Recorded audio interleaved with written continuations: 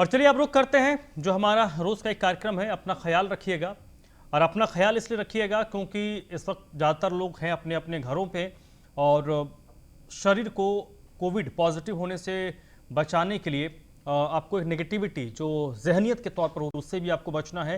तो इसमें हम रोज़ अलग अलग जो विशेषज्ञ होते हैं उनसे बातचीत करते हैं। अलग अलग फील्ड के लोग होते हैं जो आपको अपने अनुभव बताते हैं, कुछ ज्ञान की बातें बताते हैं जिससे आप घर बैठे फ़ायदा ले सकते हैं। तो आज इसी क्रम में मेरे साथ डॉक्टर तुलिका चंद्रा जी जुड़ रही हैं। एचओडी हैं ट्रांसफ्यूज़न एंड ब्लड ग्रुप के KGMU लखनऊ की। मैम बहुत बहुत स्वागत है आपका। सबसे पहले ये जो नया वेरिएंट है इसको लेकर लोगों में बड़ी बात हो रही है और कहा यह जा रहा है कि कई सारे वेरिएंट इस वक्त सक्रिय हैं और सबसे बड़ी बात यह है कि लोगों तक सही इन्फॉर्मेशन नहीं पहुंच पा रही है और सोशल मीडिया के कारण कई सारे ऐसी बातें लोगों तक पहुंच जा रही है जो कहीं से भी साइंटिफिकली प्रूव्ड नहीं है। तो ऐसे में लोगों को कैसे ज़्यादा से ज़्यादा इन्फॉर्म किया जाए बेहतर जानकारी के साथ? देखिए, मेरे ख्याल से इस समय जो इंफॉर्मेशन देने की बात है, अवेयरनेस बहुत इंपॉर्टेंट एरिया है। जो पेपर एज वेल एज जो print as well as electronic media का रोल इस वक्त और जिम्मेदारी बहुत ज्यादा बढ़ गई है कि आप सही तरीके से सही बात लोगों को इन्फॉर्म करें, क्योंकि व्हाट्सएप में ऐसे बहुत सारे कंफ्यूजन की बातें फैल रही हैं और लोगों की एक विश्वास होता है कि वो उस तरह के जैसे देशी उपाय और इससे आपकी ऑक्सीजन नहीं गिरेगी और ऐसी बातें जो बाद में नुकसान कर जाती है, मरीज करता रहता है तब तक उसकी हालत बिगड़ जाती है। तो लोगों से यही अपील है कि इस तरह की बातों पे ध्यान ना दें, अपने डॉक्टर से पूछें। आप सब लोग किसी ना किसी डॉक्टर को दिखाते होंगे, आपका फैमिली फिजिशियन होगा, एक बार कंफर्म कर लें तब ये सब चीजें ट्राई करें, नहीं तो शायद आपको फायदे की जगह नुकसान ना हो जाए। नहीं, और क्योंकि इसमें गलत इंफॉर्मेशन तो एक तरीके से जानलेवा होता है। आप आज की तारीख में व्हाट्सएप हो गया, फेसबुक हो गया है, यूट्यूब है, कई सारे वीडियोस आपको आज की तारीख में कोई भी वीडियो बनाकर अपलोड कर सकता है और लाखों लोग उनको देख रहे हैं। सबसे बड़ी दिक्कत मैम इस वक्त तो यही है कि कौन विशेषज्ञ है, कौन किस तरीके की बातें कर रहा है। और कई ऐसे लोग हैं उनको तो ये दिखता है कि कोई यूट्यूब पे वीडियो आ रहा है, कोई फेसबुक पे वीडियो आ रहा है तो उसको अक्षर से वो मान लेते हैं, वो ये नहीं देखते कि ये सही है या गलत है।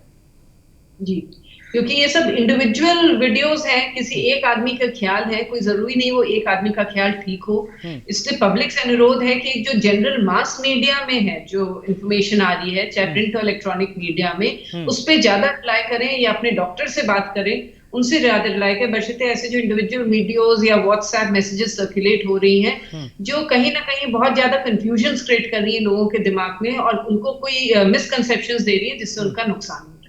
मैम एक और चीज़, ये अच्छी खबर है या फिर इसको मैं किस तरीके से लूँ? पिछले 5-7 दिनों से देश भर में जो हम कोविड के फिगर्स देख रहे हैं, ग्राफ की तरह देखें तो जो एक सीधे सीधे ऊपर जा रहे थे वो एक तरीके से अब धीरे धीरे कई स्टेट्स में आकर वो पैरेलल हो गए हैं और कई स्टेट्स में बहुत नीचे आ रहे हैं। दिल्ली जहां पर आज से 15 दिन पहले 28,000 तक मामला चल गया था, अब वो 8,000 के करीब आ चुका है। तो कई लोग ये कह रहे हैं कि हो सकता है कि जो सेकंड वेव का पिक था वो हमने टच कर लिया और अब ये धीरे धीरे नीचे आएगा। इसको हम किस तरीके से लें मैम? देखिए, पूरी तरह से तो कोई बात नहीं बता सकती, लेकिन जो सिचुएशन दिख रही है कि हाँ ये सेकेंड वेव का पीक शायद हम लोग उससे क्रॉस कर गए हैं। लेकिन अगेन हम आपसे ये बात कहना चाहते हैं, कोई चीज 100% नहीं है। क्या होगा, क्योंकि जैसे ही लोग ये सोचेंगे पीक क्रॉस कर रही है, वो सोच रहे हैं कि बहुत ज्यादा आराम हो गया। ऐसा नहीं है। पीक क्रॉस करने का मतलब ये नहीं कि कोई अब मरेगा नहीं या सब सेफ हो गए हैं। अभी भी बहुत सारे लोग इन्फेक्ट होंगे, अभी बहुत सारे लोगों की मोर्टेलिटी होगी, अगर आप ध्यान नहीं रखेंगे तो उसमें डेथ्स भी होंगी। तो क्योंकि इतनी बड़ी पॉपुलेशन में आप ये कर रहे हैं कि जहाँ पे 4 लाख डेथ हो रही थी, अगर उसमें 20,000 कम हो रही है, लेकिन इसका मतलब नहीं कि आप सेफ हो गए। इससे हर आदमी की जिम्मेदारी और बढ़ गई कि अगर घट रहा है तो उसको और घटाने की कोशिश करें, ना कि उसको बढ़ाने की अपनी लापरवाही से उसे बढ़ाएं। नहीं, इसमें बड़ा रोल आम लोगों का भी है मैम, क्योंकि आपने भी ये देखा होगा कि सेकंड वेव को होली यानी कि मार्च एंड तक हमने बहुत ज़्यादा सीरियसली नहीं लिया था। 29 मार्च को संभवतः होली थी, होली तक लोग बड़ा कैजुअल थे। लेकिन उसके बाद जब अप्रैल फर्स्ट वीक में हमने देखा कि ग्राफ बहुत ऊपर गया, मोर्टेलिटी रेट बहुत बढ़ गया, 10 अप्रैल के बाद स्थिति वाकई भयावह थी। उसके बाद लोगों ने खुद को अपने अपने घरों में कैद कर लिया, क्योंकि लोगों को लग रहा था कि भाई आप कितने भी बड़े रसूखदार हो, आपके जेब में कितना भी पैसा हो, अगर स्थिति अस्पताल वाली आ गई तो आपको मिलने से रही। तो लोगों ने भी सेकंड वेव की खतरे को समझा। जी, मेरे ख्याल से जो लोगों ने सेकेंड वेव के खतरे से समझा है, हम्म। तो जो लापरवाही थी, देखिए उसको संभलने में पूरा 1 महीना, सवा महीना लग गया, हम्म। जो आपकी मार्च की लापरवाही थी। हम्म। अप्रैल में तब भी बहुत अफरा-तफरी मची हुई थी। लोग उस वक़्त लोगों को ये समझना पड़ेगा, आज हम बचते हैं, तो इसका फ़ायदा हमें तुरंत नहीं, 15 दिन बाद, महीने भर बाद होएगा। ये नहीं कि आज हमने अपने को लॉकडाउन किया तो कल से वेव पीक कम हो जाएगी। तो अगर आज आपने लापरवाही की तो इसका भी असर महीना भर तो चलेगा ही चलेगा। तो आज करने से आगे आपको ना बढ़ने पाए, इसलिए जो आप कह रहे हैं ना कि लोगों ने अपने को लॉकडाउन कर लिया, शायद उसके ही असर से ये पीक थोड़ा सा कम हुई है, जो आंशिक लॉकडाउन यहाँ भी लग गया है, आंशिक कर्फ्यू लग गया है, तो लोगों में थोड़ा सा निकलना कम कर दिया है, जिसकी वजह से शायद हम चीजों को कंट्रोल कर पा रहे हैं।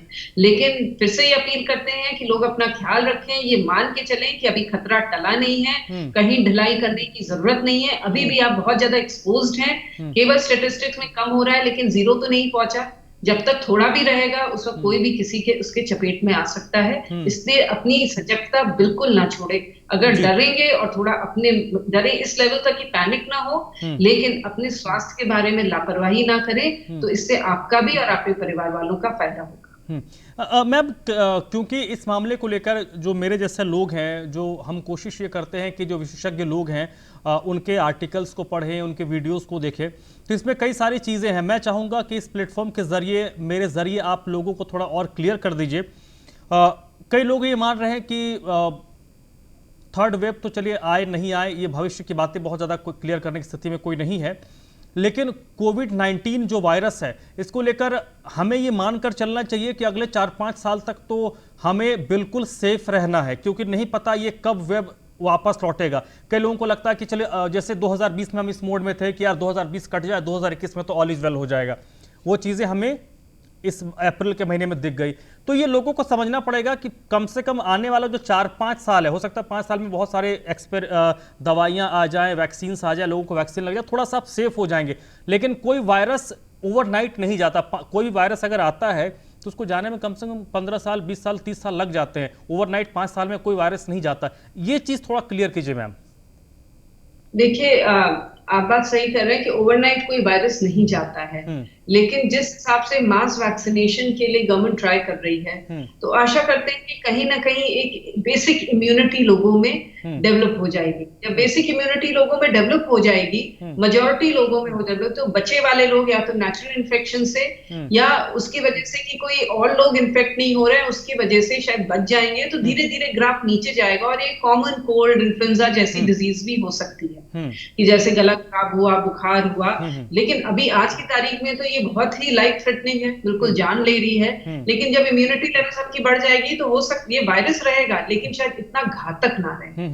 लेकिन जब तक उसको इस लेवल तक लाने के लिए बहुत जरूरी है हम लोग सब लोग वैक्सीनेट हो जाएं, अपने आप को प्रोटेक्टेड रखें, क्योंकि जब तक वैक्सीन लगती नहीं है, जब तक हमें तुरंत वैक्सीन लगने से भी कोई इम्यूनिटी नहीं आती है, समय लगता है इम्यूनिटी डेवलप होने में। तो अगर आज आपको वैक्सीन लगी, 3 महीने बाद आप सोचिए आपकी इम्यूनिटी आएगी, तो तब तक फिर आपको अपने को प्रोटेक्टेड रखना है, क्योंकि वो 3 महीने भी बहुत जरूरी है। उस दिने ड्यूरेशन में लापरवाही में भी आपकी जान जा सकती है या आपके अपने परिवार वालों की जान जा सकती है। तो इस तरीके से सोचिए कि खतरा अभी टला नहीं, अभी है, और आपको सजगता पूरी मेंटेन करके रखनी है। ये और सजगता में ये मैम, ये जो आपने वैक्सीनेशन की बात की, क्योंकि अब तो भारत सरकार ने ये एक नई अनुशंसा कर दी है कि फर्स्ट वैक्सीन, फर्स्ट डोज और सेकंड डोज के बीच 4 से 6 महीने का गैप होना चाहिए। इसको भी थोड़ा क्लियर कर दिए, क्योंकि कई लोगों को ये लगता है कि आज आपने वैक्सीन ले ली तो आपको शील्ड लग गया, जबकि विशेषज्ञ जो हैं ये कहते हैं कि भैया जब तक दोनों डोज ना लगे, या दोनों डोज लगने के बाद कम से कम 15 से 20 दिन, यानी कि अगर आपको पहला डोज आज लगा है, 2 महीने के बाद दूसरा डोज लगा, तो उसके बाद भी कम से कम 20 दिन आपको 2 से 3 हफ्ता सेफ रहना है। उसके बाद थोड़ी बहुत आप कह सकते हैं कि मेरे में एक शील्ड आ गई। जी, जो अब लेटेस्ट गाइडलाइंस आई हैं कि जिस दिन पहली डोज लगे उसके 14 से 16 हफ्ते के बाद ही दूसरी डोज लगेगी, मतलब आप समझ लीजिए 3 से 4 महीने के अंदर। तो इतना लंबा ड्यूरेशन, और जब आपकी पहली वैक्सीन की डोज लगती है तो तुरंत इम्यूनिटी नहीं आती है, इम्यूनिटी बहुत लो लेवल पे होती है, हो सकता है सस्टेन करे या ना सस्टेन करे, तभी हमें सेकेंड डोज लगाने की जरूरत पड़ती है। और ये टाइम पीरियड इसीलिए बढ़ाया गया है कि आपकी इम्यूनिटी थोड़ी बढ़ जाए पहली डोज के बाद, थोड़ा सा इम्यूनिटी, तो उसको बूस्टर इफेक्ट सेकेंड डोज का मिलेगा। और दूसरी बात है, जैसे ही सेकेंड डोज लगती है वैसे बूस्टर इफेक्ट नहीं होता है, उसके आने में 14 दिन मिनिमम, नहीं तो 1 महीना तो लगता ही है। तो आप सोचिए कितना ग्रेजुअल प्रोसीजर है इम्यूनिटी आने का। आपको 5-6 महीने लगता है कि आपकी बॉडी के अंदर इम्यूनिटी आ रही है, और उस ड्यूरेशन में अगर आपको कोई बीमारी हो जाए या ये आप कोविड से ग्रसित हो जाए तो और लंबा खिंच जाता है पूरे वैक्सीनेशन का ड्यूरेशन। तो इसलिए बहुत ध्यान रखें कि अपने आप को बचा के रखें। बार बार वही कह रहे हैं, क्योंकि लोग एक फॉल्स बिलीफ में ना रहें। देखिए, कोई वैक्सीन कोई जादू नहीं होती है, वो भी एक साइंस से बेस्ड, टेक्नोलॉजी बेस्ड एक सिस्टम है आपको बचाने का, लेकिन जादू से आपको एक दिन में इम्यूनिटी नहीं बढ़ जाएगी। तो उस ड्यूरेशन में जब तक नहीं बढ़ती है तब तक आपको अपना ध्यान रखना है। मैम, कोविड को लेकर क्योंकि इसमें कई लोगों के मन में ये भी शंका होती है, क्योंकि कई सारी चीज़ें जो हमने भी पढ़ी हैं, देखी हैं, क्योंकि ये एक पैंडमिक है और दुनिया भर में, अगर मैं एक आर्टिकल पढ़ रहा था उसमें था कि आज तक सिर्फ एक ही पैंडमिक ऐसा रहा है जिसको हमने ख़त्म किया, और उसको भी ख़त्म होने में तकरीबन 200 साल लगे। हालांकि अब तो हम बहुत डेवलप कर चुके हैं, साइंस बहुत डेवलप कर चुका है, लेकिन किसी भी पेंडेमिक को एपिडेमिक होना, फिर उस एपिडेमिक के बाद उसको किसी एक क्षेत्र विशेष तक हम सीमित करना, और बहुत फिर लाइटली, जैसा आपने बताया कि हम एक नज़ला जुकाम बुखार टाइप का सीमित करना, इसमें भी एक लंबा टाइम लगता है, क्योंकि हम 130 करोड़ के देश में इस चीज़ को बहुत ज़्यादा अगर हम डिस्ट्रीब्यूट भी करें, अगर हम मेडिसिन भी कर दें, वैक्सीन भी कर दें, तो इसमें भी एक टाइम लगा। तो एक शॉर्ट में मैं आपसे समझना चाहूँगा कि आने वाले कम से कम 6 साल, 2 साल तो लोगों को बिल्कुल कोविड से सतर्क रहने की ज़रूरत है।